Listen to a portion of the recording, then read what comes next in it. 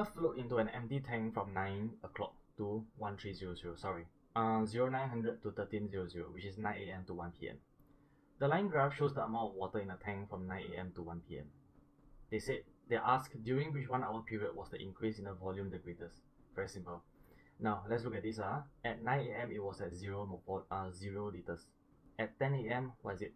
20, right? So that's right, 20. Which means that the increase is what? The increase from 0 to 20, so the increase is only 20. Now let's look at 11 a.m. 11 a.m. was the answer. This one is half, right? So in between 40 and 50 is 45. So you're right, 45 over here. So the increment will be 45. From 20 to 45, that will be 25. So 25. Now let's look at this. At 12 o'clock, the amount of water is half, which is 65. Okay, so 65. The increment from 45 to 65 is 20. So here will be 20. Now let's look at this 1 o'clock. 1 o'clock is at how much? 1 o'clock is 70.